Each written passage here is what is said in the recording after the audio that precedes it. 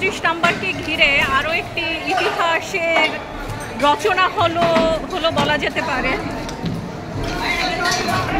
গত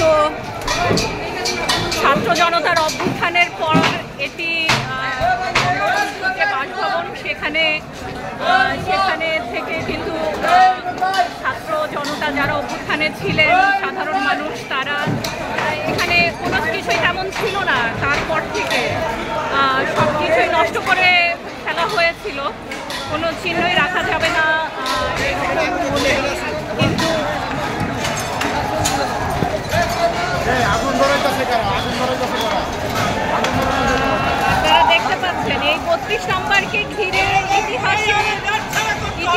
ইতিহাসের সূচনা। তারপর 75-এর সময় আরও একটি ইতিহাস রচনা হয়েছিল। তারপর সেখান থেকে এই ইতিহাস আজকে হয়তো নতুন করে রচনা হলো।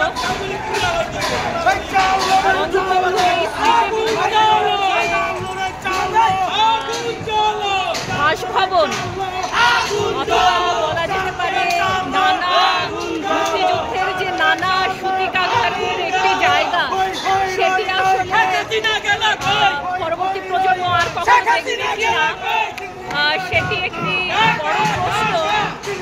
ইতিহাসগুলো সাক্ষী আসলে কি থাকবে? কারণ যে দেয়ালগুলো আছে সেই দেয়ালগুলো ভেঙে ফেলা হয়েছে।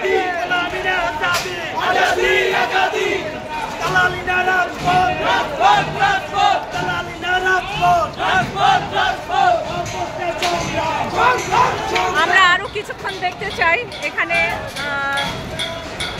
কি অবস্থা। পেছনের ভবনটি প্রায় পুরোটি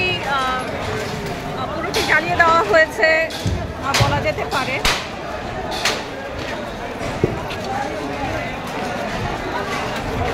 আরও একটি জায়গায় আমরা দেখছি দেয়ালের ঠিক ওই পাশটায়, সেখানেও আগুন জ্বালিয়ে দেওয়া হয়েছে। আমরা একটু ভেতরের দিকে যাওয়ার চেষ্টা করব।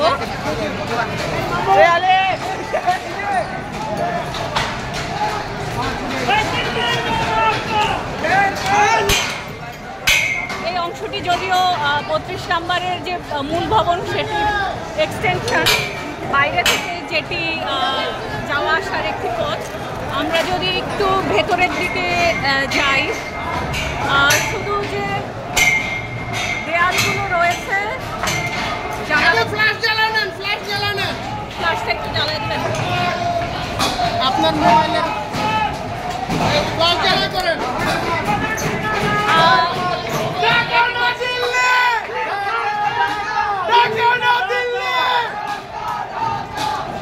এটি বঙ্গবন্ধুর যে বাসভবন সেটির ভেতরের অংশ।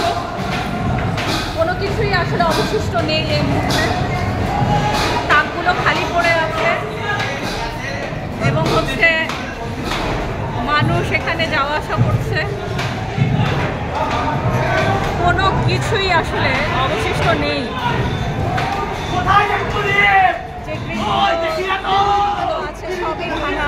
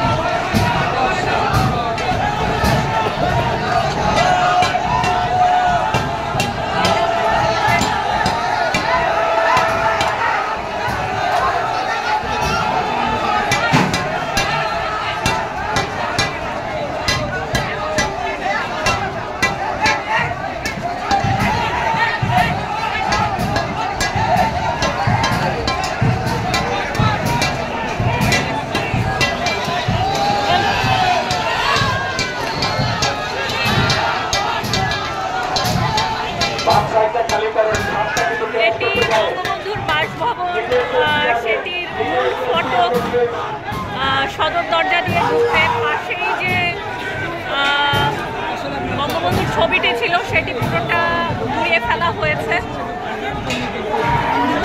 আর সামনে মানুষকে দেখতে পাচ্ছেন, তারা